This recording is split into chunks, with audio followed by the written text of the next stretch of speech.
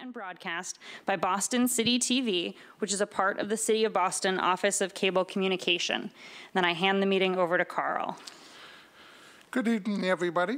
I'd like to call to order the Boston Disability Commission meeting for the month of September. And I'd like to start by welcoming all new commission members to this meeting and looking forward to working with all of you. Let's start by going around and introducing ourselves. My name is Carl Richardson. I am the acting chair, and I am from Brighton, Massachusetts. I live in the neighborhood of Brighton. To my left. Hi, I'm Kristen McCosh, the Disability Commissioner and ADA Title II Coordinator for the city.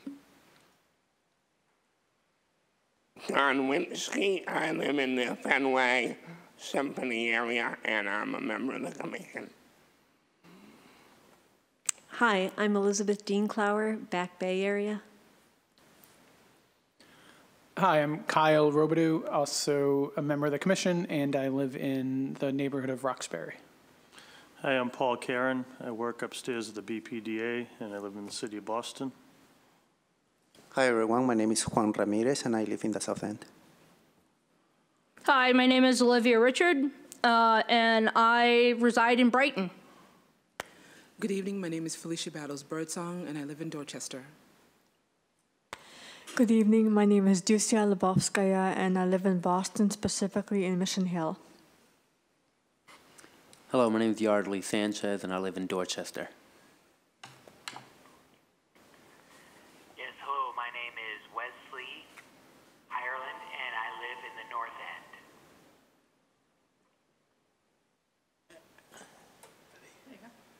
And I'm Jerry Boyd, and I live in West Roxbury, and I'm a commission member.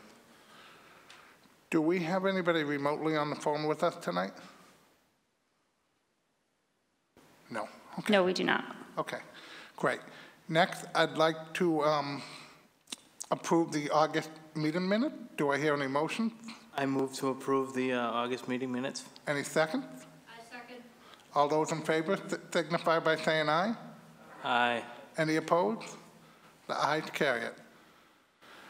Our first presentation from the City of Boston tonight is going to be from the Housing Innovations Laboratory to do with compact housing, which was one of the issues that Olivia, our commission member, brought up last month that she'd like to hear about. So, welcome.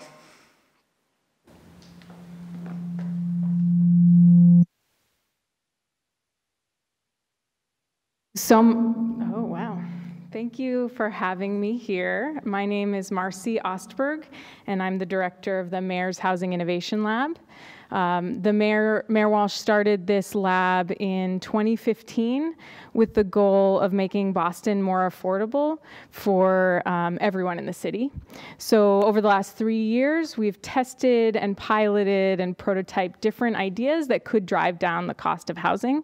And this is one of those ideas. Some of the members here have seen other ideas. I met Olivia first at the Plug-in House, which was something we did on City Hall this spring, and we've had several other initiatives that we're working on, including additional dwelling units and thinking about housing combined with our public assets like libraries and fire stations.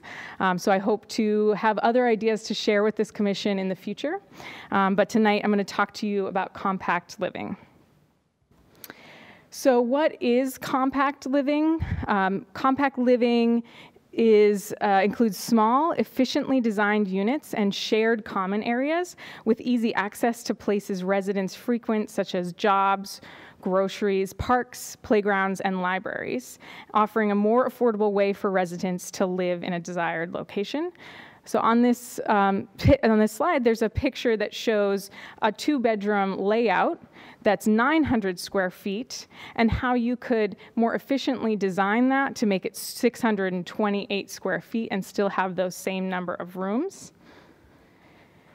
So what does it look like? This next slide shows how you can take a standard 2-bedroom and shrink it. So what was a 40 feet by 25 feet unit can become a 30 feet by 20 feet unit, and you're saving 400 square feet. And because the cost of developing is so tied to the square footage, it can reduce the cost to develop, and that can be passed on to the residents. So when we first heard about this idea, we wondered if there were people in Boston who would be interested in this. And that's one of the core roles that the Housing Innovation Lab plays, is getting these ideas out in front of residents. So we worked with several organizations, including the Boston Society of Architects and a startup called What's In, and then another developer, and we created a small unit, 385 square feet, that included a fully accessible bathroom and mobility throughout the unit. And we had that first on City Hall Plaza, but then we toured it around to 6 different neighborhoods and got residents' input, really unsure what they would think about this model.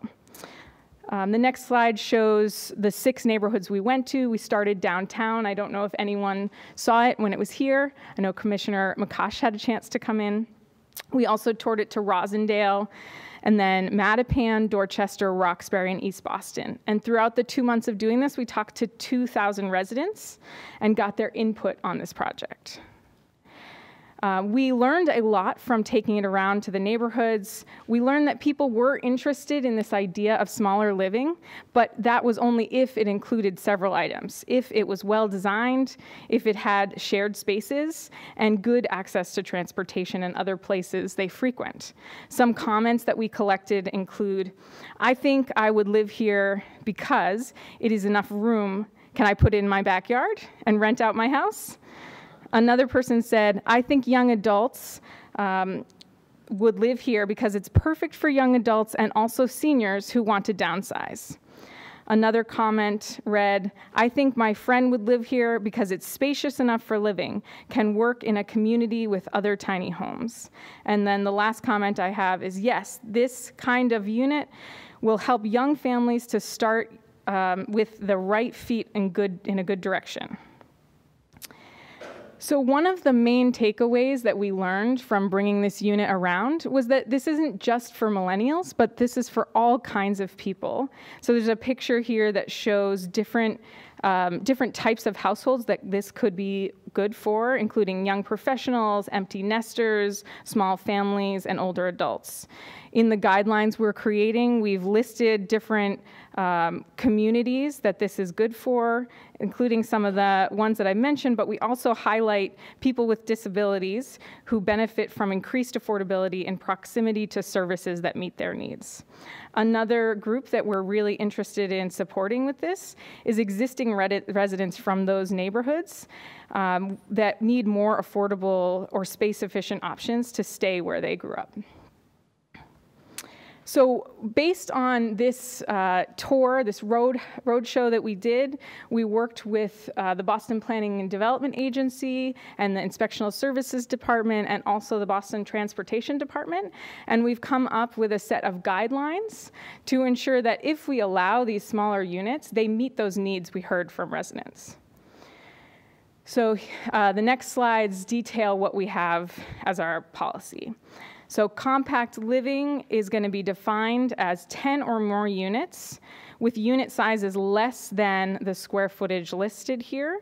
For a studio, that's less than 450 square feet, a 1-bedroom less than 625, a 2-bedroom less than 850, and a 3-bedroom less than 950.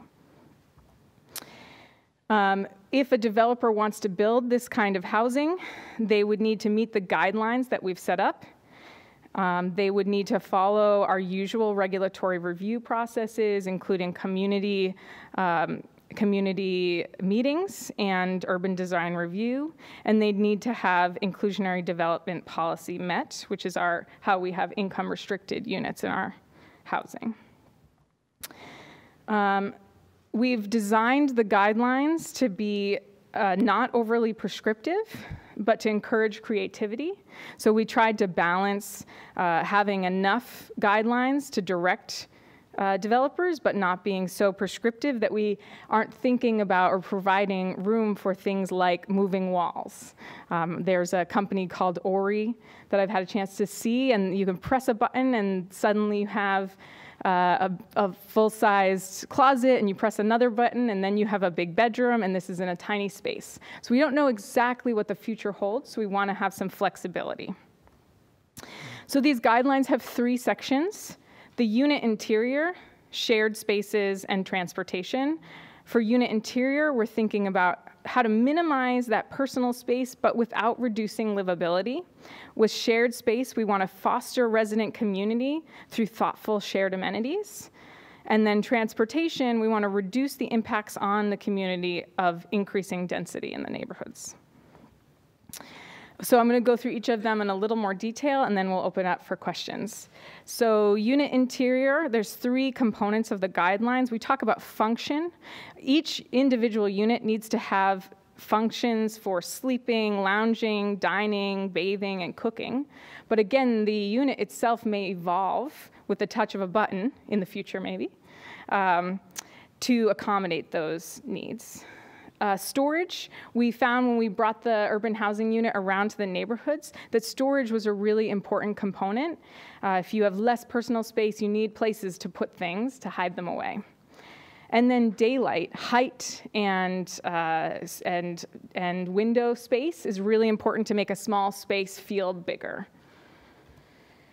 For shared spaces, we again have a couple different components: function, location, and management. So for function, it's really important that the design of that space is thoughtful, and working with Commissioner McCosh's team, we added some language in about that the function of these shared spaces being universal design, so that all have access to them.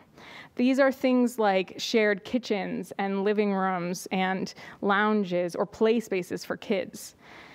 The location is also very important. These shared spaces cannot be buried in basements without access to natural light. They need to be on a common path of access, so they're really encouraging people to stop by and use them. And then management, there needs to be a plan in place to clean them, to make sure everyone has accessibility to them at all times, and how they're being managed. And then finally, for transportation, there's 2 components, thinking about reducing the parking ratio and having transportation demand management measures. So reducing parking ratio so that we don't have excess parking. If we reduce that parking, we can have the overall development being less expensive, but at the same time, providing options that make it easier for people to get around the city. I think I have them listed here. For example, car share spaces, shuttle bus services to the nearest transit, on-site childcare, delivery amenities, subsidized transit passes. What we have listed is the developer would get to choose from this packet of options and pick ones that make sense for that location and for their residents. So those are the different components of the guidelines we have in place. The next steps are to bring this in front of the Boston Planning and Development Agency Board, hopefully in October, and seek approval for this new policy. I look forward to your questions. Before we open it up for questions, I just want to remind everybody what the rules of communication are for this meeting so that everybody can participate. You will raise your hand. You will be called upon, and then you will state your name, and I just didn't do that. I'm Carl Richardson. You will state your name, and then you'll be called upon, and then you can ask your question. First, we're going to start off with the commission members to ask questions, and then if there are any members of the public who want to ask questions, just to respect the compact living, we'll take questions after the commission ask their questions. Okay, thank you. Are there any questions? Olivia, go ahead. Hi, Olivia Richard. So this policy is not currently approved? No, it's not. Okay. The other thing I was thinking is this would be a fantastic opportunity for folks with disabilities who own property to put a unit in their, on their property, potentially rent it out to a college student, and that would create income for the person with disability. I think that's a fantastic idea, Olivia. This is only for 10 units or more, but We are on a different track. The plug-in house work we were doing is bringing light to that idea of backyard homes or people who have property and adding another unit there for themselves or to rent out. There's also the ADU. Right, the additional Pilot. dwelling, that's right. So I will note that you are an advocate of that and keep you informed and the rest of the group Thank you. informed. Any other questions? Go ahead. Hi, this is Felicia Battles Birdsong. So it sounds like a great idea. It reminds me of the model of the single room occupancy type thing. So for the stakeholders that you've got on board, do you have management companies and other construction companies that are buying into this process, to the project, I say? Thanks for that question. It's Felicia? Yes. Great. Thanks for that question. Part of why we started down this track is because there's a lot of developers who are interested in building these units, and we wanted to make sure that there was actually interest from the public. So yes, there are people going to the Boston Planning Development Agency right now seeking this kind of housing to build this. And are you working with any of the housing developments like Metropolitan or Boston Housing Authority at all? I am working with them. I don't know how much they know about this specific project, so I think that's a great idea, and I'll make sure that they're aware of it. Kyle has a question. Go ahead, Kyle. Sure, thank you. Kyle Robidoux. Yeah, this is incredibly exciting, and it's great to see this being fleshed out. One question, two questions. One, do you know, so for the current zoning guidelines, I'm just curious, where does the square footage of a studio apartment fall within the range of the schematics that you have here for 1 to 3 bedroom, with a 3 bedroom being the 950 feet? And then along those lines, so I live in kind of Lower Roxbury South End, and I've seen an influx of at least 3 large apartment buildings going in that are marketing towards either studio apartments or very small 1 bedrooms. And their market rate with a minimal number of set-asides, they're all pretty much occupied by existing college students or recent graduates. So I was just wondering, I know it's a little bit down the road, but has there been any thought around the marketing of these apartments, and how do you market them towards folks who are existing in the neighborhood, currently have, you know, or maybe fall within that scale of lower income, and just nothing against, you know, recent college graduates, but how do these become just not essentially housing for folks who just graduate college? These are great questions. So the reason we picked these numbers, the square footage, is because the existing regulations, those are the floor. So 450 square feet is the floor for a studio. You can't build below that. 625 is the floor for a 1 bedroom, and then the rest of our numbers. So what we're doing with this policy is we're saying, yes, you can build below that if you follow these guidelines. So that answers your first question, hopefully. Your second question about how this is being targeted, we do think that's a really important emphasis that we're going to need to do, because most of the projects that are coming before the planning board are about millennials, and we want to broaden this for it to be about lots of people. So we're planning to have a communications strategy and a campaign to go along with this. There's a couple examples that are really interesting that are targeting local residents. One is called 141 Westminster Ave, and it's in Fields Corner. And it's just a local developer that's really thinking about the local residents and how to keep them there. On the student question, these can be a useful tool for housing students, and what value that brings to the city is to pull students out of what's traditionally our family housing, like our triple deckers, where they're rooming up now. So having an all millennial building isn't a terrible thing from the city. It actually could be a good thing, but I wouldn't want all of these new projects to be just targeted to that group. Sure, thank you. And I totally agree, just from, and this, I think the square footage makes a tremendous amount of sense, and I love the ideas of marketing towards other things. Just my anecdotal feedback from living in Lower Roxbury, I mean, Northeastern has actually done a great job with increasing the housing stock and partnering with for-profit developers. During that same time where they've increased their dorm capacity, we've also seen the rental rates of apartments, you know, single-family homes in my neighborhood, probably triple or quadruple. You know, we have 3-bedroom apartments right now in Roxbury going for $4,100 a month, and all the marketing is done towards college students. So although I agree in theory that, you know, more housing stock would relieve some of that pressure, it really hasn't played out, at least in, you know, Mission Hill, kind of Lower Roxbury area. Yep. But this is exciting. Thanks for all your thought into it. Elizabeth has a question. Go ahead. Thank you. Elizabeth Dienklauer. Thank you for that presentation. I think this would be a very valuable addition to housing options that are available. For clarification, this includes wheelchair accessible units? Yes, so it doesn't, we haven't said all units have to be fully accessible, but they have to follow all the guidelines. All these developments would have to follow the existing guidelines for accessibility. I forget what the exact percentage of number of units. It's 5%. Yeah. Okay.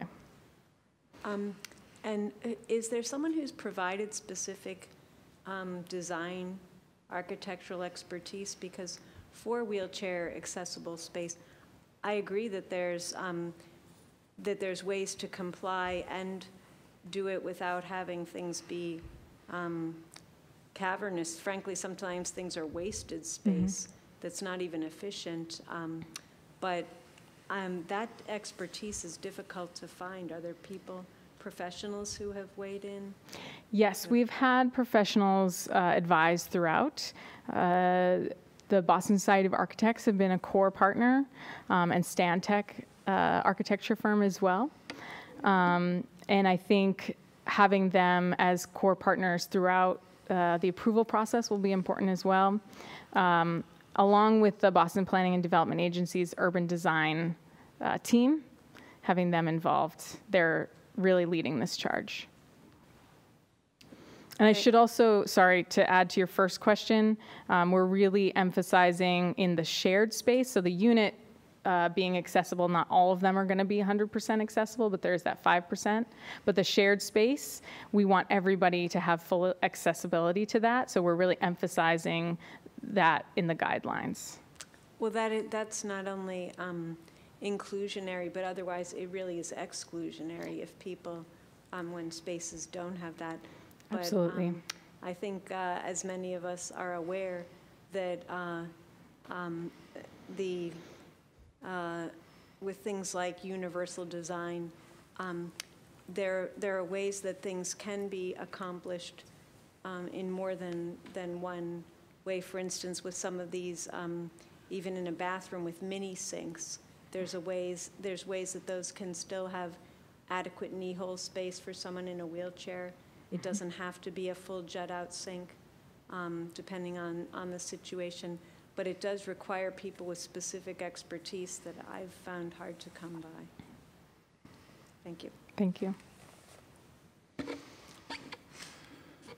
Any other questions? Lucia has a question. Go ahead, Lucia. Yes, thank you. Here's Lucia. I have just one last question. You were talking a lot about compact living and how it can be expanded or changed. I'm not quite sure I understand it. Are you referring to, like, is this like, for example, for families or empty nesters, is it like these apartments have built-in kitchens, or what exactly were you talking about when you said it can be changed? Thank you. Great question. So one thing that I've learned throughout being part of the Housing Innovation Lab is that we often think of housing as a static, permanent thing. And our lives are changing a lot in the way that we use space, the way we work, the way we get around is changing rapidly. If you think about the fact that Uber was not around 15 years ago, if you think about our smartphone access, is all very new. So the way that we live in our spaces, I think, is also going to evolve quickly.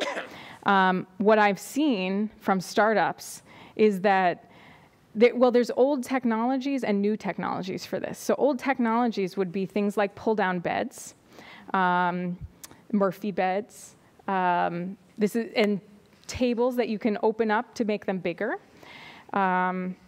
Even things like instead of having a big TV in your house, having a screen that you pull down and a projector.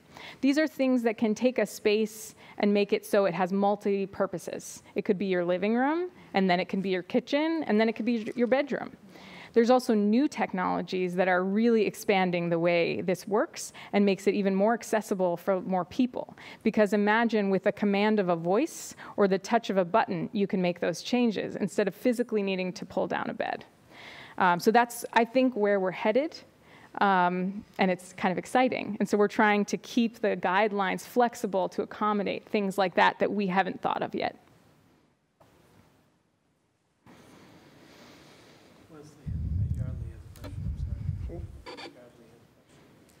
Yardley, go ahead. Hi, Yardley Sanchez. Thank you. My question is, what kind of negative feedback was frequently received during the tours to the residents? Great question. Not everybody loves smaller spaces. Some people want to have 2,000 square feet, and that's fine. So a lot when we heard the negative comments, they were mostly, "This isn't for me," and I think that's part of our messaging, is that this is a solution for some people, but we can't just have one solution. As a city, when we're thinking about affordability, we need to have lots of tools in the toolkit, and this might meet certain people's needs at certain points in their life. One other negative, a funny one. I heard a bunch of people say, "Oh, I couldn't have my kitchen in my living room, all the smells of cooking being in that same space." So it just depends how you use space. Indeed. Thank you. Any other questions? How about from the audience? Are there any other questions with specific to compact living? I think we're good. Okay, thank you very much. Thank you for having me. Next, we have Kristen Humphreys and Nicole Malo from Partners for Youth with Disabilities. Great. And you're going to love the first slide.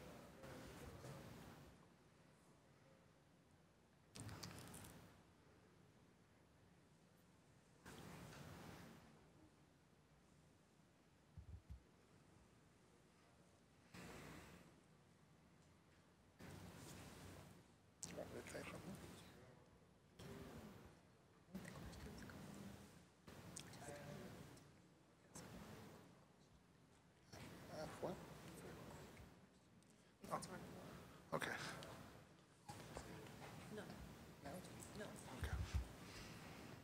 I'm just loading up the presentation. Thank you, everyone.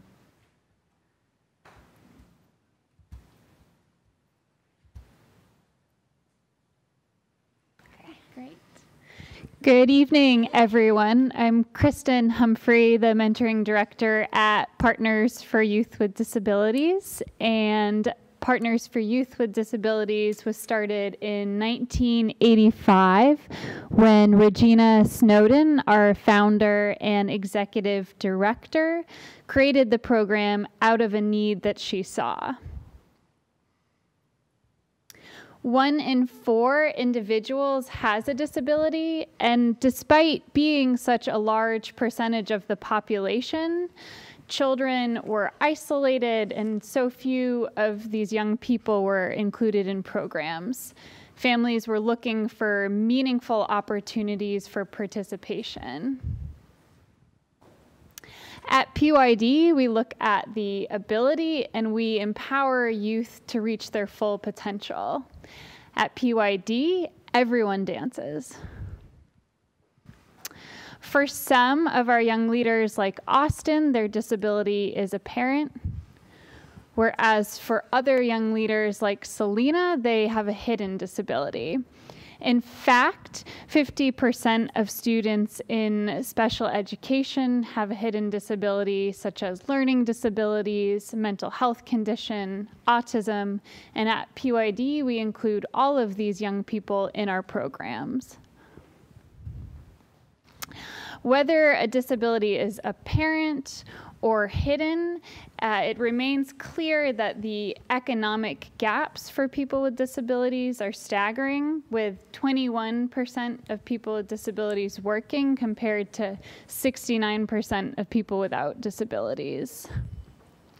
Workers with disabilities earn 63 cents to every dollar that workers without disabilities earn for doing the same work.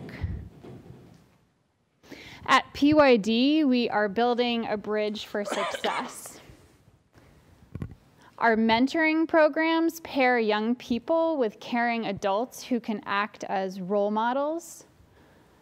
Our community programs provide opportunities for youth to engage in recreation and develop active, healthy lifestyles.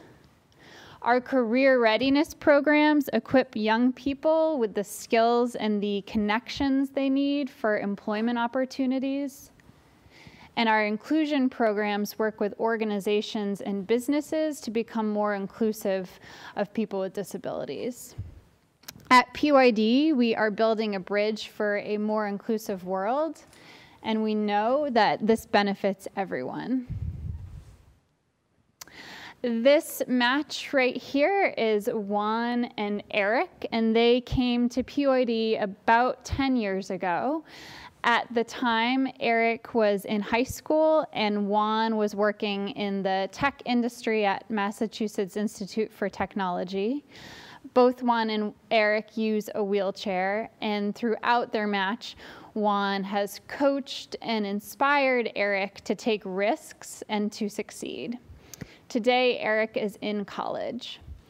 In 2015, PYD began expanding our programs to include an online component, and through leveraging technology, we've been able to expand our reach in a couple of different ways. The first, we have an e-mentoring program that enhances communication by limiting geography as a barrier. And secondly, we have an e-learning platform which has allowed us to train hundreds of organizations across the country around inclusion. Our Young Employment Program is multifaceted, in which we work with students, teachers, and businesses to address barriers to employment. Our employment specialists work closely with students to find meaningful job opportunities. And in 2017, we trained and supervised and placed 266 students in jobs. This slide is a sampling of some of our partnerships, including CVS, TJX, United Way, and the list is growing. We have seen that young people in our programs have improvements in their self-perception. We've seen increases in confidence and the ability to advocate, as well as improved communication skills and job readiness skills, which we all know is so important to future employment opportunities.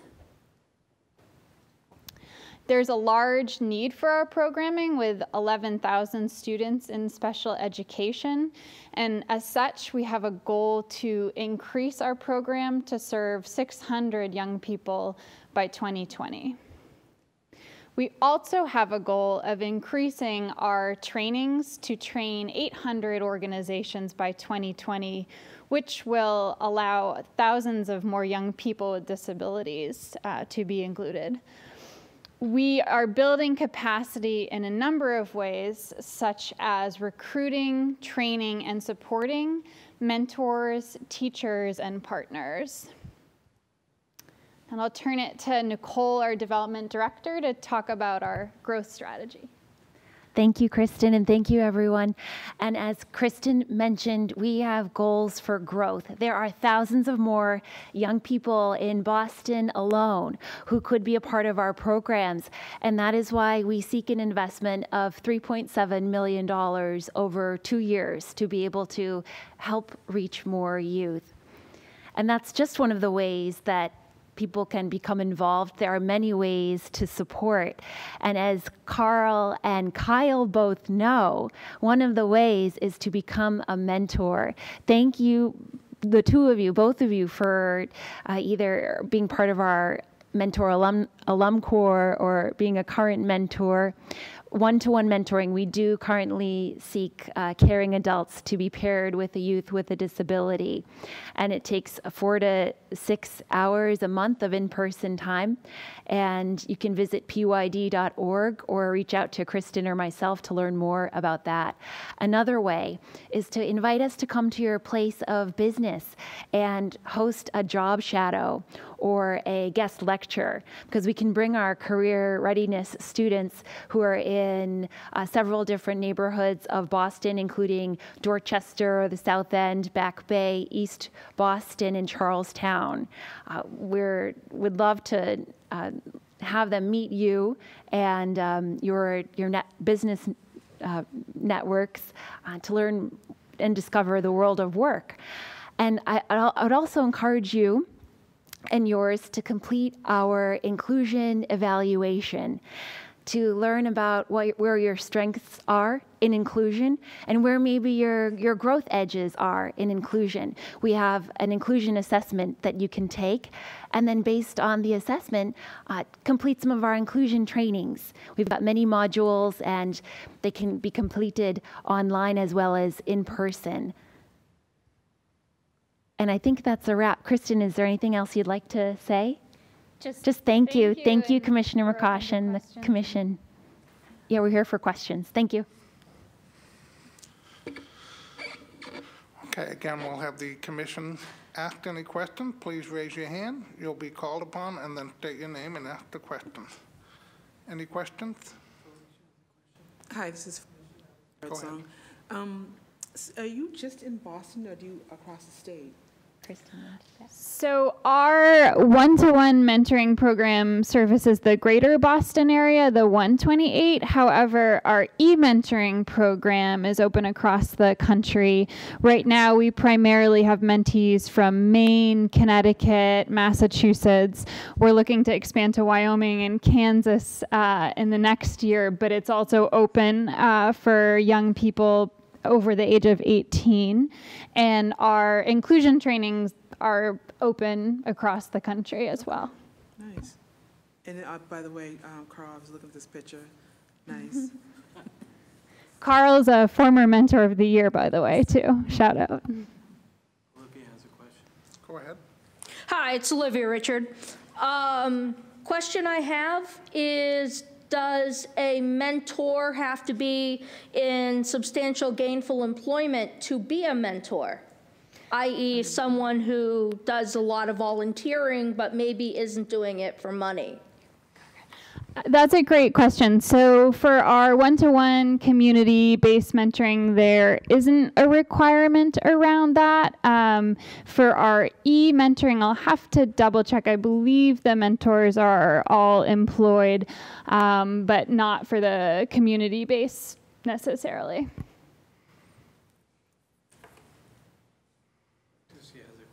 Go ahead, Bricia. Yes, here's Ducia. I think you maybe already answered the question, but I just wanted to follow up. What is the age for mentees, for young adults, for young people? Thanks, Ducia. So we serve youth ages 6 to 24, so quite a range, and we serve youth with all disabilities. Thank you. Thank you. Elizabeth has a question. Go ahead, Elizabeth. Yes, I'm Elizabeth Dienklauer. Could you just elaborate a little bit more on the array of things that e-mentoring might cover? I mean, how that would be carried out? Sure. So our e-mentoring program is a group network, and it has a couple of different components. There are monthly career readiness webinars. So for example, yesterday there was one on stress management. Others would be disclosure, interviewing skills. There's also forums on it where mentors and mentees can ask different questions. And then there are prompts for mentors and mentees to do activities around career readiness. For example, under the interviewing section, they could pick an advanced question to do together or a beginner question. And there are also job postings on the site as well. So as mentors find out about opportunities, they can share that with the network. Thank you. Sure. Go ahead, Jerry. So I know you've said and you've outlined a lot of your different programs. You have much more than just mentoring. So what if a youth decides, they want to be involved in one of your other programs and not necessarily have a mentor? Can they participate in those and not have a mentor, or would you recommend that everyone, go through the mentoring program? Thank you, Jerry. This is Jerry, by the way. Yeah, thank you. We try and ensure that youth can have as many opportunities to engage in our programs as possible. So you don't necessarily need to have an adult mentor to be a part of our other programs. Thank you. Great. Anybody else? Yardley has a question. Anybody from the public? Yardley has a question. Oh, I'm sorry, Yardley. Hi there, Yardley Sanchez. How do the PYD moderate the mentoring relationships between a youth with disability and an adult? Sure.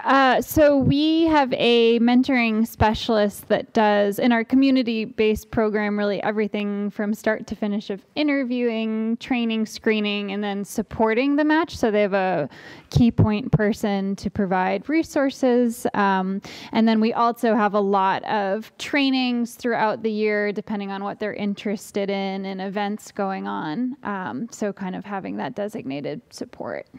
Thank you. Welcome. Go ahead, Juan Carlos.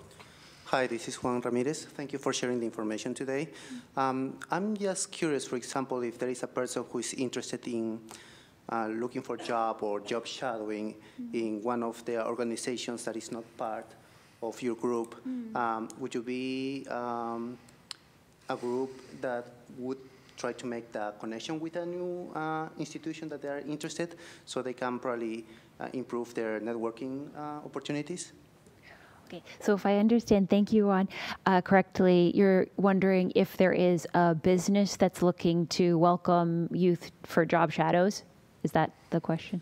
I'm saying, for example, you mentioned that there are like about 800 organizations that are right now partnering with your group. Yes, right? other youth serving. Yes. If there is, let's say, a company or somewhere else that I'm interested in working or job shadowing, can I contact your organization so they can develop this connection with them to see if there are opportunities that may apply to me or something like that? Okay. So in other words, if you thought you wanted to see if there would be an internship opportunity at, for example, CVS Health, and you knew that we already had a contact there, there may be a way for us to reach out to them, but I would say there isn't so much of the program, especially the career readiness program, doesn't so much work that way. But what the job coaches do is they certainly are working closely with the young participants and taking into account their interests and their needs and their current skills and what their skill path is moving forward, and then making that right fit. So there is a kind of interview process that each young participant takes with the potential employer. Does that help answer your question? Thank you. Any other questions? Okay. Any from the public? All right. Thank you, Nicole and Kristen. Thank you, everyone. Thank you. Thank you. Next, We have an architectural presentation, the Northern Avenue Bridge project, and we'll just take a minute to get set up. You can move that. Yeah, great. Yeah, this is yours. Yeah, great. I didn't want to just drop it. Yeah, thank you very much. You're welcome. Thanks. Get out of the way. Anybody have any requests for songs? No, I'm kidding.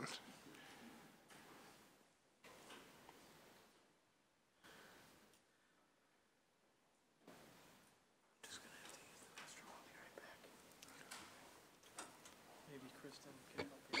What was that? I'm gonna have to use the restroom. Okay, yeah. Thank you.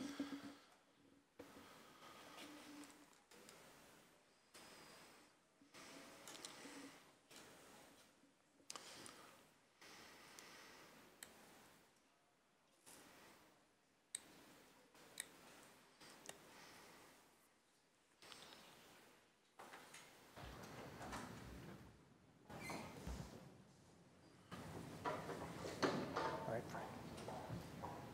And then just the page down.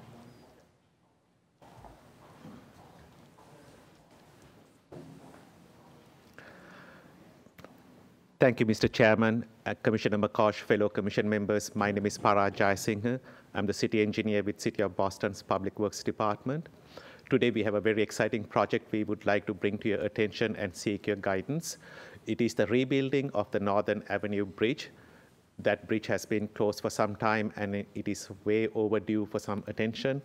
We are quite concerned about this bridge becoming a situation beyond our control.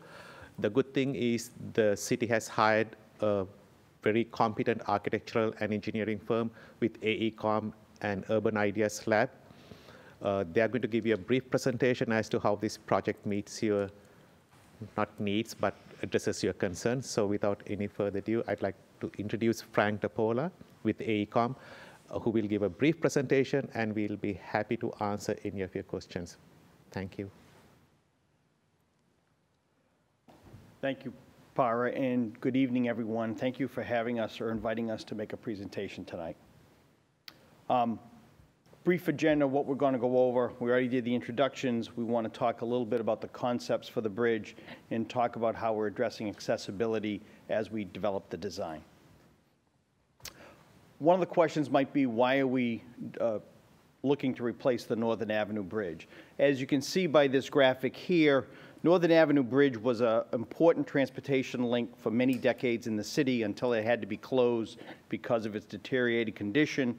When you look at what's within a quarter-mile radius of the bridge and a half-mile radius of the bridge, there are significant locations, the Rose Kennedy Greenway, multiple MBTA stations, significant portions of the downtown district in the Seaport district, as well as great access to the harbor and the harbor walk along the front. So there's many, many destinations in areas, points of interest within a short distance, and this bridge is sort of in the center of that entire area. So we really feel restoring some kind of mobility link using the Northern Avenue Bridge is a significant and critical step in continuing to develop along the waterfront. As we started this project, we started some basic foundations. One of the things is we want the new bridge to be a destination. We want it to be open and easily accessible to the public.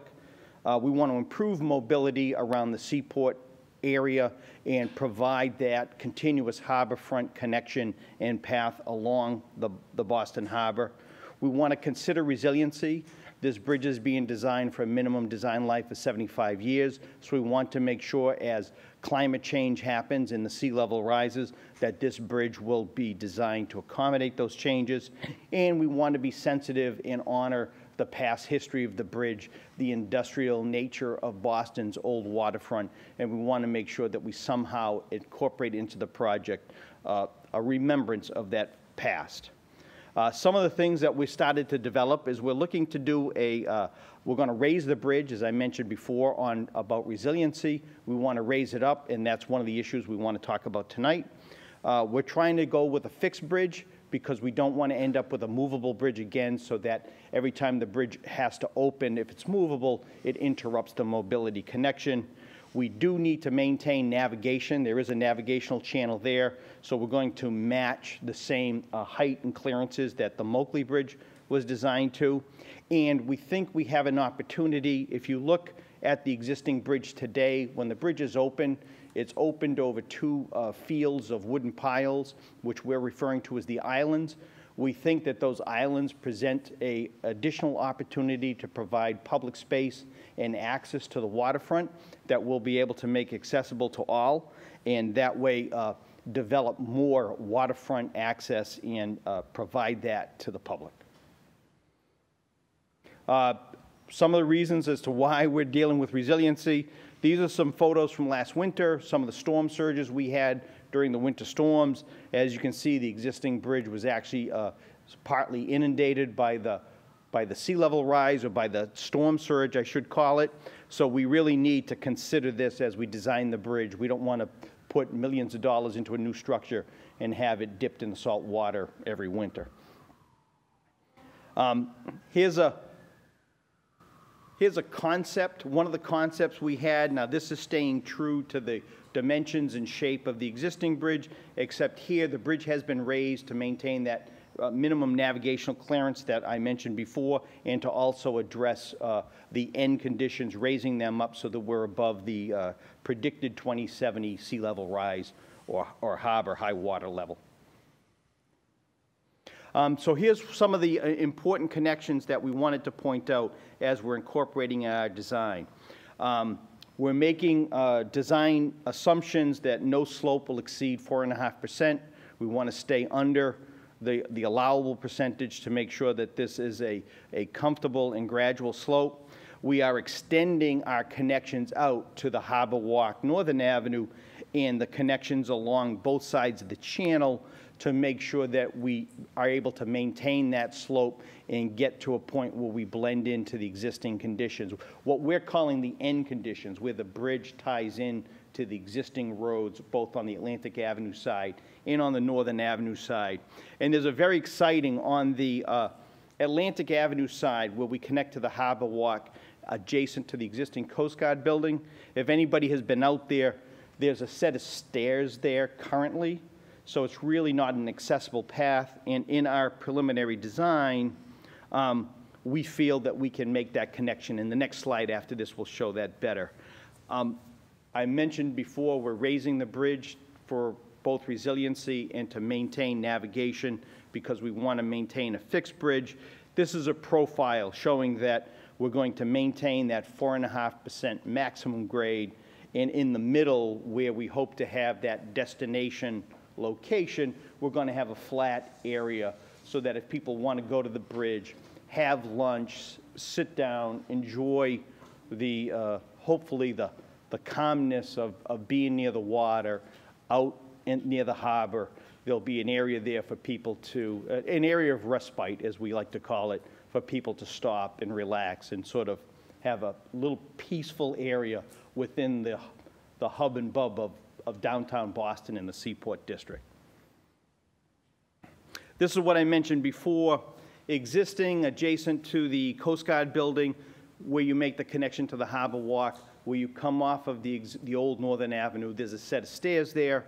One of the things we're incorporating in our design, and we're working with the GSA and who control that building, is we're looking to make some changes, working with them, coordinating with some improvements they're making on their building. We will end up creating a walkway, a slope walkway from Northern Avenue, which will connect down on that side to the Harbor Walk, and that will create an accessible path along the Harbor Walk from the downtown side to the Seaport side, making that a continuous accessible path. One of the other things, I mentioned the islands before. This is a cross-section through one concept through the islands. We're looking at providing or developing those islands and providing that additional space. We're keeping accessibility in mind as we work and look to develop these islands. These will be a little bit lower. We want to make sure that access to the water is practical and that we're not 10 or 12 feet above the water. In fact, one idea is to one end of it might actually be a floating structure so that you stay close to the water in that way. And let me go back to that. One of the things, we're still working on access from the bridge deck down to that level. All options are on the table. We're looking at ramps and we're looking at elevators to make sure that access to that is maintained for everybody. And also along the islands themselves, especially if we're going to have multiple levels, we'll make sure that they're constructed in such a way that there's an accessible path across the whole footprint of those islands as we move forward. So you know that the mayor's office, or the city of Boston through the mayor's office, has appointed an advisory task force. There are 17 members. We meet monthly. Usually it's the fourth Thursday of every month. The next meeting is next Thursday. And next meeting will be at the Children's Museum. Going forward, the subsequent meetings will be at District Hall down in South Boston. Our goal is to have a recommended option for the bridge design by the end of this year, so that going into next year, we can start all of our environmental permitting. As you can tell, it's a bridge. We're going to do there's a lot of work over water and in the water, so there's a significant permitting effort that has to go on once we have our preferred option. So we're looking to get into that. Our goal is about a year from now to be in a point where we're actually advertising to go into construction. This is the website. If you're looking to get any information, where all the information, all the minutes of all of our meetings and any presentations that we put up to either the task force or any meetings like this, we have documents. They're all posted to the website. You're certainly welcome to go there. There's also a way to provide comment through an email to the website. You can put comments in. If you want to reply, please indicate that, and we'll respond to your question or comment that you submit. And I think that's the end of our presentation tonight. We're certainly open for questions on this, and I have, as Para said, we have members of the design team if there are technical questions that are too tough for me to field myself. Thank you. Go ahead. Hi, Olivia Richard. Just speaking as a wheelchair user, ramps are infinitely preferable to elevators because a ramp very rarely breaks or goes out of service, as opposed to an elevator, which does. Also, if you're looking for sustainability, ramps, quite frankly, as long as you're not making them out of brick, are great. Right. We are certainly looking at that, and we would defer to ramps. There's the grade change, and because the existing structure occupies a certain footprint within the water, we can't really go larger without significant permitting hurdles to make it larger. So we don't want to have a ramp that goes back and forth multiple times. But if we can make a ramp that is reasonable, then we probably would go with ramp over elevator. And one of the other things that was coming to mind is cross slope. When rolling, you know, if you're having to kind of fit things into smaller spaces, when you're a manual wheelchair user, rolling on a really significant cross slope can be very, very tiring, if not dangerous. Yeah, understood. And we'll maintain, you know, following the City of Boston Public Works guidelines, we'll maintain those slopes within acceptable parameters. I would even say try to exceed them. Okay. Like not exceed the wrong way. We'll try to keep it as flat as possible. Yeah, exactly. Yeah. Hi, this is Felicia Battles Birdsong. So my question is just, I don't know this area very well, and so I've been over the bridge maybe 1 or 2 times a long time ago, but I was listening to talk about the islands, and so I'm thinking that you talked about the bridge being sustainable for like 75 years, and so whatever that you're going to do in this pile, these 2 islands, the materials that you use, will they be, because if we're talking about water surges, so this is going environmental, and it, you know, I feel like you're going to invest in putting the stuff there, and then with the environment that you talk that may happen, it's going to be a waste of money in a sense because it's going to be deteriorated soon. So are you looking at sustainable materials for that piece as well? Yes, yes. We're following design guidelines that are typically used for, city and state highway bridges. Many of them are built over water and in water, so the standards for those materials will follow those guidelines and standard specifications. These areas are going to be safe for pedestrians? Yes, yes. Huh. I'd like to see that. Anybody else with questions? Kyle has a question. Kyle, go ahead. Hi, Kyle Robidoux. Just a quick question. I may have missed it, so I apologize. But is the plan for this to be a pedestrian-only bridge or to have car traffic? That has not been finally decided at this point. We're working through the task force to come up with, that's one of the design decisions that needs to be made. Based on design loads, the structure will be able to accommodate either one.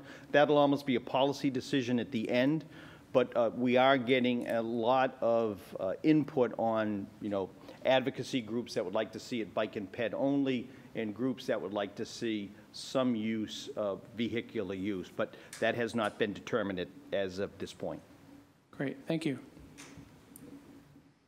Wesley has a question. Go ahead, Wesley. I do have a question about the islands. You had mentioned something about weight. I'm wondering what the capacity of people on the island would be, like max capacity. Well, we're actually, for the design consideration, we're making the assumption it's 4th of July and the fireworks and the entire area is covered with people. So from a load condition, we're considering that kind of thing. It will be closer to... I'm sorry, the interpreter's not able to hear you. So from a design condition, we're considering the entire area is covered with pedestrians. So from a loading perspective, it will be significantly designed for a significant load and safe for pedestrians. As far as weather or that kind of condition, it will be closer to the water. And of course, during inclement weather, we would not expect a lot of people to be down there. And we would have the appropriate railings and other protectives that are specified by codes and standards today.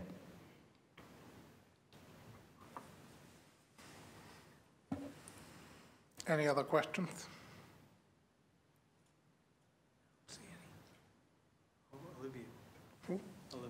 Olivia?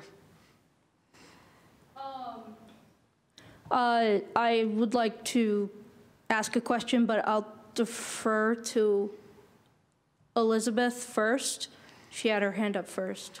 Okay, Elizabeth? Thank you. In follow-up about the decision of whether it would be a pedestrian, bicycle, or a vehicle bridge, so then inherently, if that decision is made that there'd be some vehicular traffic, there would be built into a design would be something that would be protective, if that's, do I understand that? Yes, if it's yes, mutual use yes, based, because yes. So if there was I'm sorry. I was going to just say that certainly, as we continue to hear in the news constantly, that's a particular safety concern. Correct. No, if the bridge is ultimately designed to accommodate a lane of traffic, it would be a separate accommodation separated from where either bikes or pedestrians would be using it. And it would be, that space would be used for those vehicles, and or the use of that space may be time restricted. So it could be just available to vehicles on certain times of certain days.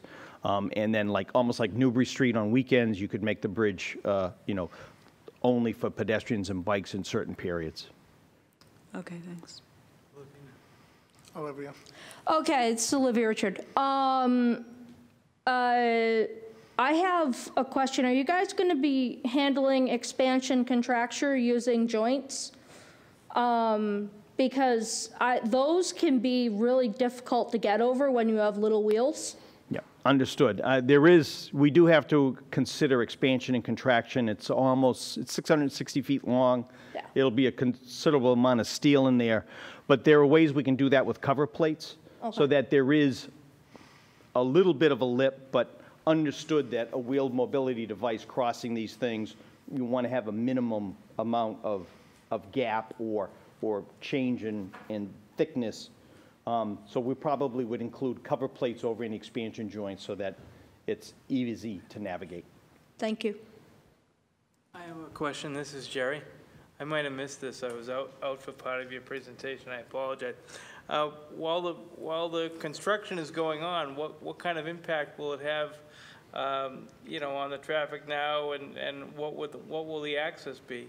Yep. Well, so the bridge has been closed for nearly 6 years now. It's been closed to traffic for more than that, closed to pedestrians for nearly 6 years at this point. So the construction, other than construction access, which would mostly come off of Atlantic Avenue at that dead end by the James Hook Lobster Company, other than that, we don't see any real impact to existing pedestrian and or vehicle traffic in the area.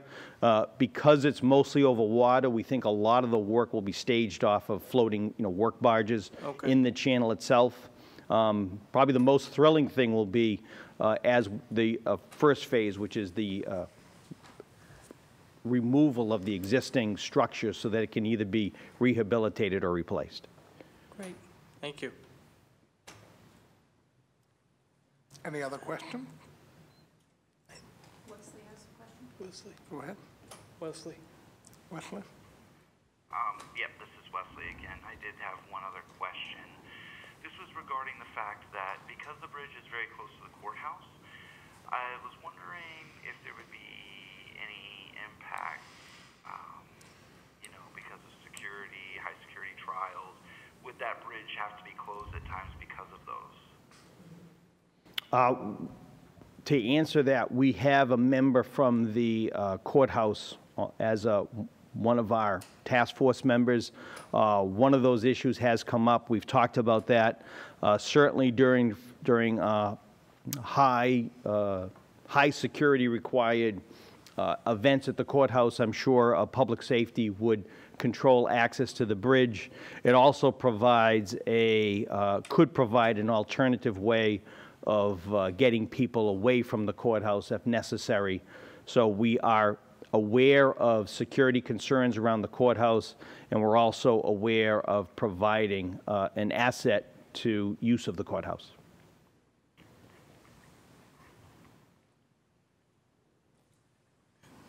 Any other question? I think we're good. We're good? Okay. Excuse Thank you me, very sorry. much, gentlemen. This is Parag Jai Singh again. Just want to remind all of you that this bridge, in all technicality, is still a roadway that is over water. That's why it is called a bridge. But what that means is it will continue to abide by all state, city, federal regulations as to how a roadway needs to be built, which means it needs to abide with all the ADA regulations. We will continue to engage Commissioner McCosh's team and her staff to give us guidance, and we will be happy to come back here at your convenience to give updates when this project matures further. Thank you.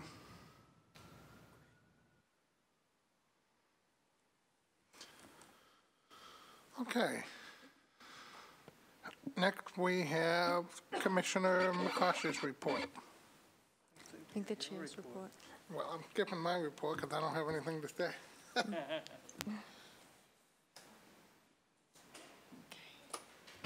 Thank you, Carl. So first, I'd like to report, somebody had a question. I'm sorry. Could you come up to the mic? Yep. Is it a question about the bridge? Okay. Okay, I'm sorry. I just should have. We skipped the public comment.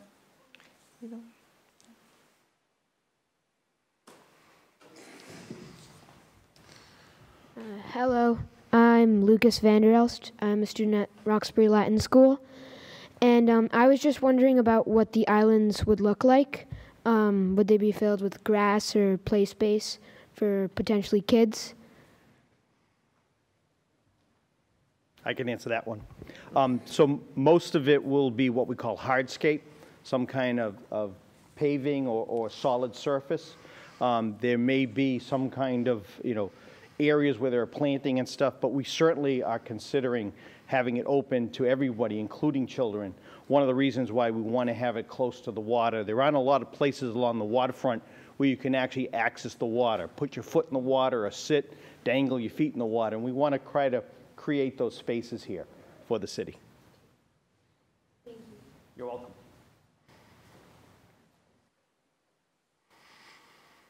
Any other questions from the public before we move on to Commissioner McCosh's report? I don't see any. Okay. We're good. Thank you. Commissioner McCosh? All right, thank you again, Carl. So first, I'd like to start by reporting that our office is currently working on our annual collaboration with the Mass Rehab Commission on our internship program. Just this week, we placed 9 Boston residents into city departments, including the City Council, the Elderly Commission, BCYF, and the City Clerk. We also have one in our office.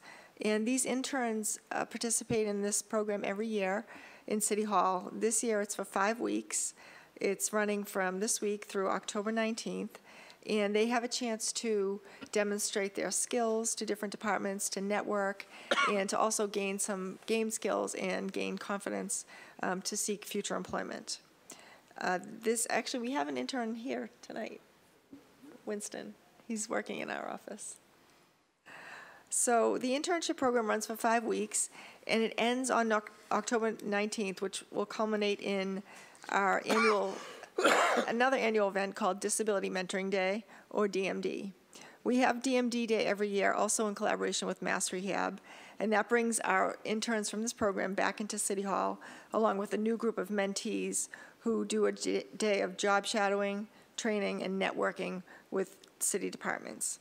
In the afternoon, we bring in private businesses for a mini job fair, which supports our ultimate goal of connecting residents with jobs.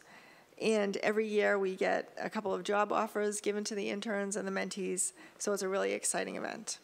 DMD Day is part of a national initiative. Other cities do it, and we've been doing it for 7 years now. I have also an update on the Boston Public Library ramp. David Vieira emailed me this afternoon to say that he couldn't make it tonight, but requested that I give the board an update in his absence. So I've been speaking with the Director of Operations at the library, and he had told me that the ramp was supposed to be installed this summer, but it was delayed because of contractual issues. However, those issues have been resolved, and he has a date now for the ramp to be installed in late October. I can't remember the exact date, it's the 23rd or 24th, but it will be installed then, and it's also going to come with automatic sliding doors, which was something that was really important in addition to the ramp. Is this a permanent ramp, or is this the temporary until they design a permanent ramp? This is going to be the temporary permanent ramp. Right, that's what I They are in the process of a long-term capital planning project to design a permanent ramp. That. Okay, John. Is there any way to acknowledge David for all his work around that ramp? Yeah, I think that's a great idea, and we can think of ways to do that. I would recommend that. Thank you.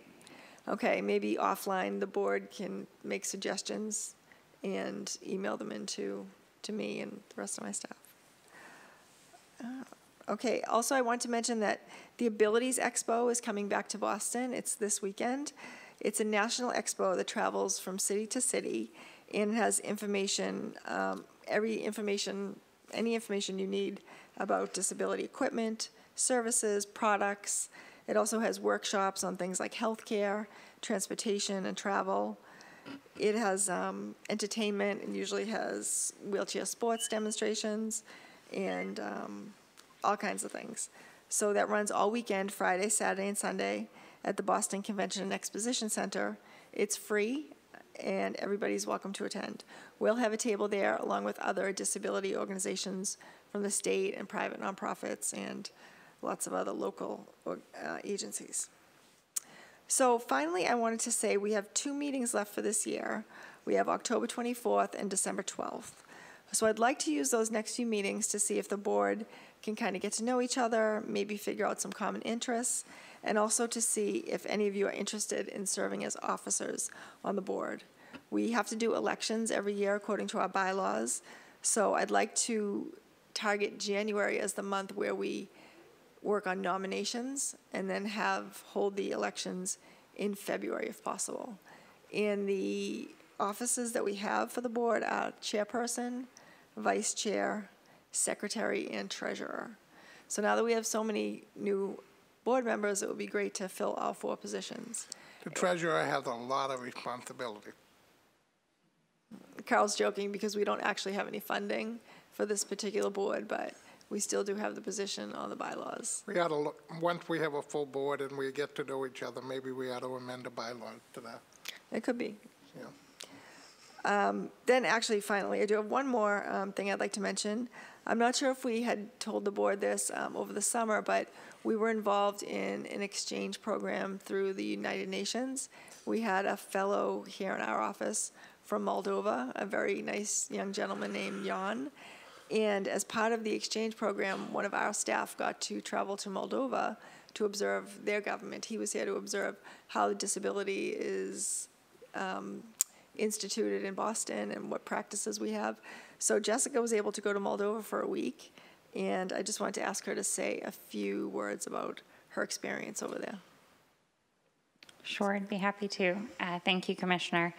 Yeah, I believe many of the board members did meet, I believe, in May. Jan Skidu, who is a fellow in our office for about a month through the American Council for Professional Fellows program. It's a program that's funded by the State Department here in the U.S. And so he was here for about 4 weeks, and during that time, we wrote a proposal for an outbound project, which was a requirement of his fellowship. And we wrote a proposal in which I would go over to Chisinau, which is the capital, and speak with their municipal government as well as civil society, NGOs, and nonprofits who work with people with disabilities throughout the country. And so that grant was actually picked by the State Department, and I spent all of last week in Chisinau, Moldova, meeting with the deputy mayor, department heads, as well as disability leaders in both Chisinau and the greater country of Moldova, talking about the great work that we do in the commission, and also talking at length about the good work that the Disability Advisory Board does, with the hopes of they are now going to currently work towards implementing an advisory board. They currently have no mechanism within their municipal government for the voices of people with disabilities to be heard outside of advocacy work by nonprofits and civil society groups. So they're now working on the process of working with the mayor's office and advocating for an advisory board similar to this one, as well as the potential for, in the future, having paid disability commission staff as well. So it was a really incredible opportunity and a really incredible chance to kind of talk about all of the good work that this advisory board does and all of the staff in our office. And so I will keep everybody updated as we learn more about the project. Thanks, Jessica. And one other thing I did want to mention about the positions of officers on the board. One thing that the chairperson is tasked with is developing the agenda. In our bylaws, they're technically supposed to develop the agenda as far as working with our staff on which presentations to have for the month.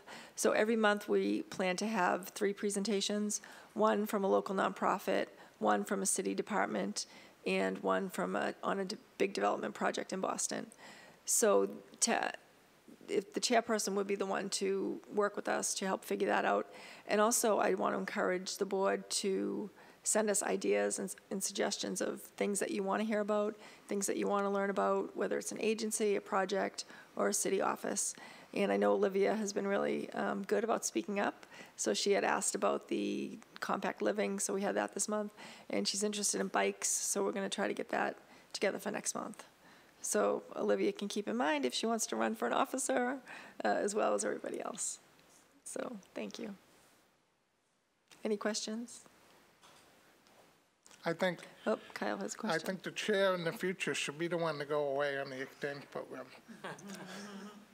Kyle? Can I ask or maybe just suggest, I really like the idea of kind of the social opportunity, just particularly to get to know all the new members.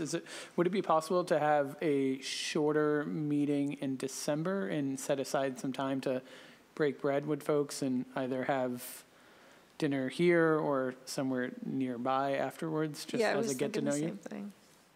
So maybe we don't have 3 presentations in a month. Yeah, December can definitely be more of a get to know each other meeting. Thank you. I think I heard Carl say dinner was on him, but I wasn't sure. You know, my hearing aid wasn't working then. What did you say, Kyle? Yeah. I'll let you know afterwards. Yeah. Elizabeth?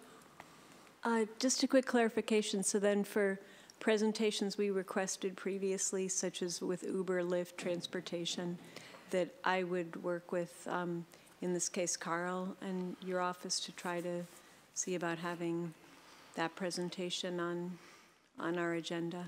What we're doing right now is any suggestions we get from the board for presentations, we'll keep a list of. And like I said, we have only so many each month.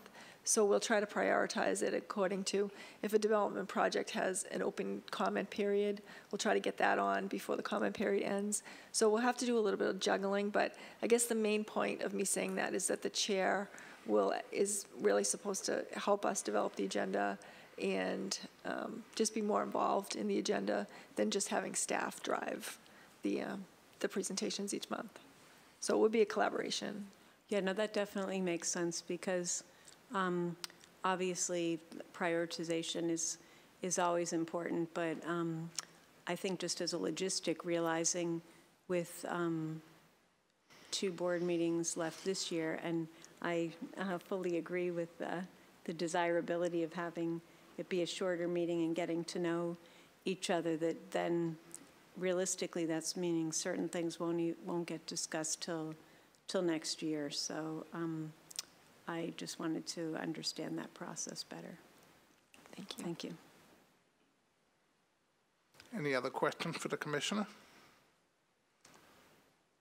All right, thank you, Commissioner McCosh. Next is the Architectural Access Report. Patricia Mendez. Thank you, Carl. Good evening, everyone. Members of our advisory board, welcome. It's nice to meet you, nice to see you again. My name is Patricia Mendez. I'm the Architectural Access Specialist, and I have the architectural update. And I also brought some homework for you, so get ready.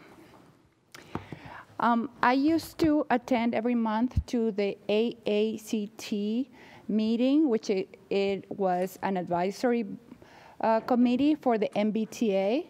That group has transformed into a new commission, and they're going to start meeting again starting October.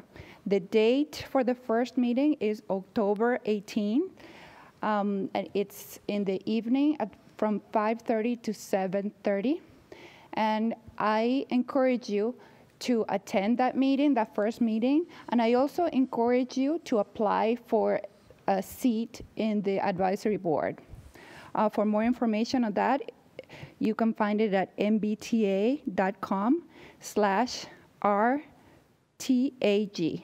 mbta.com/RTAG. The next homework for you is related also to transportation.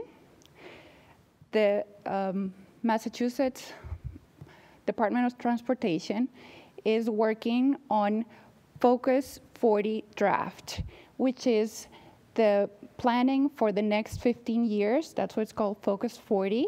And the draft is available now as a PDF document. And you are able to read the draft and have comments and go into their website and enter that feedback. And the website for that is www.mbtafocus40.com/Focus40 the plan. And the deadline for that is Friday? The comment period is open until this Friday. Last homework assignment. There's a community meeting about the design of the new Adams Street Library branch. The date for that community meeting is Tuesday, September 25th at 6:30 at the library, 690 Adams Street in Dorchester. Patricia, could you do me a favor, since not all of us are taking note tonight? Is there any way you could send an email out to the commission just with perhaps the links and the dates that you mentioned? Yes, absolutely, Carl. I'll follow up with those dates. That would be very helpful, thank you. I can't tell if Go ahead, Kyle. that would be great. If possible, also to include the website from the bridge project, that would be great. I know it was on the PowerPoint, but I couldn't see it. Thank you. Okay, Carl and Kyle, I'll follow up with those links. Any questions for Patricia? Oh, I'm sorry. Keep going, Patricia. Okay, I'll just briefly mention a few of the projects that we worked on this month. I continue to serve at the Architectural Access Board. The meeting was on the 10th. I go every 2 weeks. All the meetings are every 2 weeks. And we talked to the Mayor's Office of New Urban Mechanics. They are working on community gardens art installation. So we had a meeting about the accessibility for those art installation. We also met with the proponents of the Old North Church. They're planning major renovation for the crypt portion of the church. There's a long-term capital plan coming in the future. It's many years ahead, but the first phase is the crypt renovation. And the part where we came in and had input was the addition of accessible ramps for the crypt. So after that construction is finished, the public tours for the crypts are going to be accessible. And we also met with Emerson College. They're planning significant renovation for the sidewalk on Boylston Street related to their construction. That's it for me. Thank you. Now, are there any questions for Patricia? I just have one. This is Kristen. I just have one follow-up comment. Patricia mentioned that she serves on the AAB, the Architectural Access Board, and another role of the chairperson of this commission would be to review the variances from the AAB. They get mailed out each month to our office and to the chairperson. Do they still go to you, Carl? They used to. They stopped about 6 months ago. Okay. I think because we don't have an official chair, they don't go to Carl, because the Mass Office on Disability has a listing of all the chairpersons of the commissions throughout the state. So that will be another role of the chairperson, is to review the variances and disseminate them to the board. I also think moving forward, I don't think it should be the responsibility of the chair alone. I think because we all have different expertise, like maybe Olivia and John know about wheelchair ramps, but I don't. That's not my area of expertise, but I might know about, signage and Braille and assistive listening devices. So maybe we could form like a subcommittee that they could be shared to, and we could put like a Dropbox or something for everybody to access moving forward. That's something I've been wanting to do for a long time. John has a comment. Go ahead, John. Yeah, two things. One is I would ask that a staff person be asked to convene a committee that would work on that. And have once a month meeting even to do that.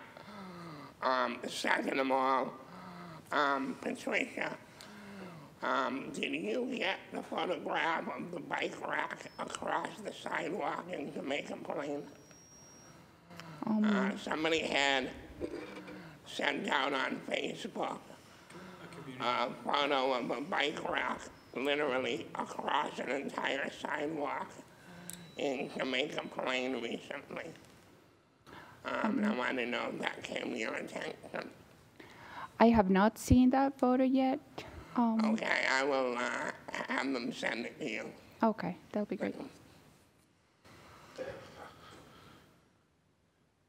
Any other questions for Patricia? Okay, thank you. Next. Oh, Felicia, did you have a question? I just want to talk to you offline. It's not, I don't need to do it now. All set? Okay. Next, we're moving on to old business. One of the things that was sent out as part of the package by Jessica to review for tonight's meeting was the letter for the adaptive sports program. Did everybody get a chance to look at that letter? And if so, is everybody okay with that letter as written by both Jerry and Commissioner McCosh?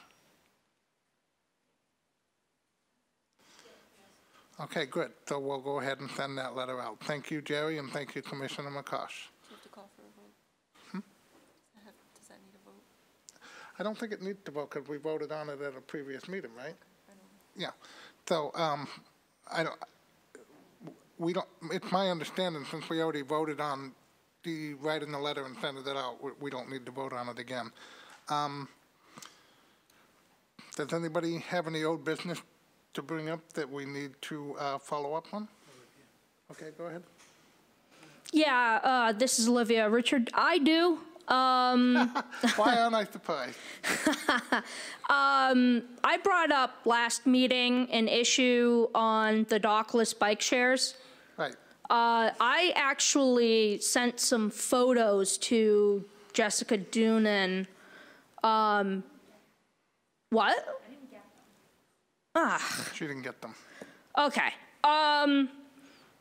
Well, I sent them. Basically, people are parking them inappropriately, and I've taken photos of it. And the pièce de résistance is a bike that was literally parked in the middle of the sidewalk at Com Ave and Harvard Ave, as if it had ejected the rider and they just kept walking. There's a bike rack literally in the picture within view. So we need to have some sort of education or some sort, actually education and some sort of regulation around these things because they're here. We're not going to get rid of them unless we throw them in the Charles, but they scream, so you can't do that. So, Olivia, I agree with you, and thank you for bringing that to our attention. The commissioner did say during her report that that's on the list of presentations to come in future meetings, and that we're going to try to get that for the next meeting. Excellent. Go ahead, John. Mr. Chairman, John Wintersky. I thought dockless bikes were not legal in the city of Boston and had not been approved for use. This is Kristen. They are not approved in Boston, but surrounding communities have them, so people are bringing them into Boston and just leaving them on the sidewalks. Olivia just told me today, I didn't realize this, but I guess when you pick one up, it starts making a noise, like call the police or... Yes. Yeah, but if the police pick them up, then it doesn't matter. That's what I swore at it when I picked it up. My understanding is that DPW has been picking them up, and they've been placing them at a local, where's that place that cars get towed to? Tow lot. Impound lot? Yeah, I believe so. The ones that they found or the ones that are reported. This is Kristen again. I don't know the status of that. I feel like I read it in the paper, but I haven't checked in on the bike program lately, so I really can't confirm that. I thought everything I read in the paper was true. Sorry. Fake news. Yeah. Okay, so Olivia, we will, at some point, I think the commission as a whole needs to be educated on that because not all of us seem to know the rules and regulations, and hopefully you can work with the commission's, the disability office to have that be a topic at some point in the future. Absolutely, and it's an opportunity to pair with community organizations outside of the government as well. I mean, people aren't wearing helmets, people aren't wearing appropriate clothing, there's safety issues, people ride on the pavement, it's an opportunity for education. Okay, thank you. Any other old business? Go ahead. Elizabeth, I have an update on the MBTA ride pilot program. One that's concerning is that affects people who want to use the ride paratransit system, both whether for whatever kind of vehicles they're trying to use. There is right now a disparity in how many rides are allotted per client per month, and I guess it's based on usage. I don't know who's made these decisions, but I have a friend and colleague who had to be out of state over a 2-year period for blocks of months for very ill parents. And so because she wasn't even using the conventional ride vehicles, she was designated 2 rides per month. That's 1 round trip of a paratransit. And she, with that few rides, then she was, afraid to use them in case she really needed it for a particular purpose. And when she tried to pursue it, both at the MBT, through the email at the MBTA, right? They said, for now, we're putting a hold on all of them.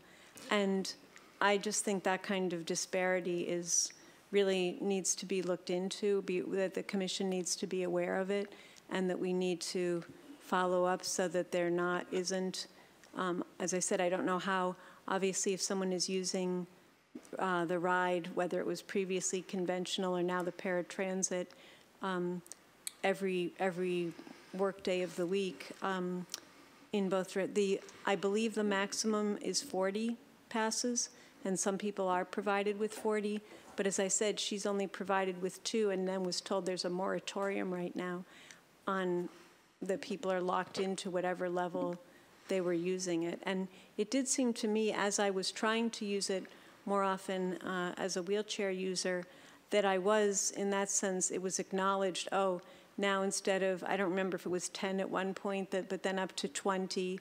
And so if you are using it, then you will be sustained at that level, or offered a next level, but it's a catch-22 for people who are at that lower level. So that's really an inequity, a disparity in how that's being handled.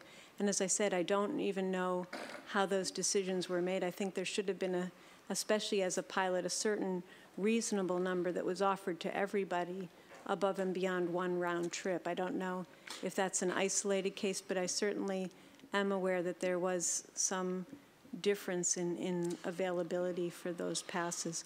So that affects anyone who is ride eligible and wants to use the paratransit system. For the WAVE wheelchair, meaning wheelchair accessible vehicle, the WAVE update is that even though that's helpful that there are more Uber Waves available, I have seen them, I have used some of those, but there still are times that are well within what you would consider a busy time of day, whether that's 10:30 in the morning, 2 in the afternoon, where no such vehicle is actually available. I don't know how many are on the road now that they have a system where some of them are being paid by the hour rather than on their own commission or, on their own. But I still don't know if those are established schedules that X number of drivers are committed to X time slots. And I don't know with Uber, that's what will be helpful about that part of the presentation. Again, I don't know who determines that, but it would be helpful if there's at least some definite number of vehicles as they've increased their numbers that are in fact actually on the road at a given time. And my last remark has to do with Curb, the taxi service. When I tried to use that on a day when these other ones were falling through, that nobody was available through the Uber or Lyft, trying to just do it on demand. And I tried Curb. I thought it was interesting that the way they categorized it was wheelchair preferred. not required or wheelchair needed, but wheelchair preferred. And they immediately hooked me up to a driver, but having been through enough of these issues, I immediately contacted the driver, and he was a regular cab. So that was not a fit. And at that point, given the constraints of needing to get to a meeting, I abandoned the curb effort and went back to other channels as a way to get where I needed to.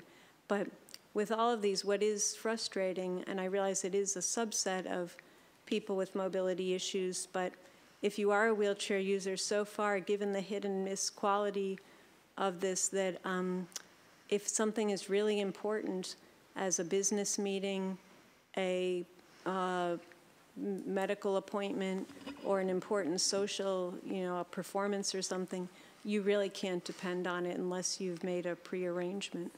Okay. So, thank you, Elizabeth. A couple of things. One, I just want to make sure that the viewers and the audience note that there's a distinction between the RIDE and the pilot program, which is shared transportation such as Uber and Lyft, where the RIDE is subsidizing that. So the RIDE, meaning the actual paratransit, is still unlimited. It's just the shared transportation services. And what they did, and I'm not saying I agree with this, but what they did is they looked at they picked a particular snapshot in time and determined how many rides you used. And then that's how they determine whether it be 2, 10, 20, or 40. And then what they're trying to do is have a model where they see they don't want people using the shared transportation more than they would use the RIDE. I mean, if you didn't use the RIDE and all of a sudden because of the on-demand, so they're trying to see if it's going to break even or save money. So, and the reason why they can get away with it right now and having different levels for different people is because they're calling it pilot. Once they stop calling it pilot, I think the rules change on what they can offer for different people. So the other thing I want to say is that, well, it should be things this commission should be concerned with, and we should certainly dialogue it. That's the state MBTA thing, so I don't know how much control Commissioner McCosh and her office have over all of that, but the office hears the concerns and will certainly share them. And maybe we could have the RIDE pilot program come in and give a presentation sometime. Go ahead. I want to add that BCIL, Disability Policy Consortium, members of the MBTA Accident Advisory Committee, and members of the blindness community all sit on the committee that set up the pilot rules. And advise the T on that. And it is a pilot. I know it's frustrating. I'm out there too.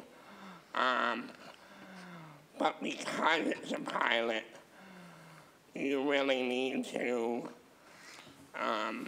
almost like having test subjects, you really need to be able to bend and twist the rules to see what's working, what's not working. And so that's why things that seem unreasonable or less reasonable, you sort of have to swallow hard in a test and agree to some of them, because you are trying to find the balance. One of the real problems, as Carl mentioned, is that, let's say an Uber trip costs $20, and I'm just making numbers up, and a regular trip costs $40. So the first reaction is, great, we're going to save half the money we spend. But instead what happens is, if Uber and Lyft are like 3 times better, and now people take 3 times the trips that they would have taken before, now you're losing money. You're not saving money. And in that case, you can't do it. So that's why it's not always fair when you're setting things up. But it's much the same as a trial for a drug. When they tell people, well, you can't eat this, this, this, and this, because we're trying something, we're testing something. And that's the hard part of testing when you're talking about a public service that's out usable by the public. So they were advised by people with disabilities. And it's hard from a civil rights perspective when you get involved in that. But the ultimate goal is that the ride was nearing $100 million a year, and there were going to be attempts that would have severely limited the ride to ADA, which would have cost several thousand people the use of the ride permanently, forever. No ride. And that would have been a harder pill to swallow. I can also add that I meet regularly with the T executives and the T who are high up in designing these programs, and I do give input. But just to echo what John and Carl said, that they have to look at sustainability because it is a public service. So they do have those limits imposed. And as John said, they haven't really saved money yet. They thought they would, but they really haven't. So since this is a pilot, it may not even continue at all, or maybe it will continue with limits. But the T has to find ways to reduce their spending overall, including with paratransit. So they're looking for a sustainable model, and if that means they have to limit some Uber and Wave, Uber Lyft trips, then they may have to do that if they want to make it a permanent program. You know, otherwise it could be back to square one. So like John said, it's a pilot. They're trying different things, trying to see if they can find a model that will work permanently. So I think that we just need to continue working with them. And is your committee still meeting? Yeah, they are. Colin Killick on my staff is now taking my place on that committee. But more than glad to take feedback from people. Okay, so we will continue to give feedback, and please continue to tell us of your experiences, and we can give that feedback to the T. Could I just make one follow-up comment? Yes, and it's certainly, I want the whole board to know, it is not my intention to take a disproportionate amount of time out of our meetings to discuss this topic, but I do think it raises some important issues that also pertain to other topics that we deal with. Not only, as John had pointed out, the recognition that there are other bodies that deal with it, but the one thing that I would give some additional commentary to, though, to both the commissioner and to all those involved, is the pilot started out as a one-year pilot from 2016 to 2017. And now even this much time, and thankfully the pilot continued, there kept being a threat of how many more, you know, would it last 3 more months or the granting cycle. Luckily, the drivers were a great source of information on the ground, at least, to know, oh, well, if they're still leasing new vehicles or putting them out there, there's a decent likelihood it's going to continue for some additional block of time. But the vicious cycle, I come from a data perspective that I, part of my professional credentials include a master's in public health, where in research, you need to have data, you need to have hard numbers. And the situation that they're putting some people in that's a vicious cycle is for supply and demand. They aren't showing very much need for wave accessible vehicle, the wheelchair accessible vehicles, because if there aren't enough out there, if people aren't able to use it, then you're not showing that trips are being taken. Or frankly, and I've benefited from it, a few of us are able to use some of this as a semi-private service while it's not available to other people, and that's not what was intended either. I agree. And we really need to tell people that even if they can only afford 1 trip out of their own pocket a month, to really pull up the Uber app and try it and make the request. We are trying to drive the demand we're one of the few cities that has accessible vehicles right now. Other states, the community has chosen to sue. We made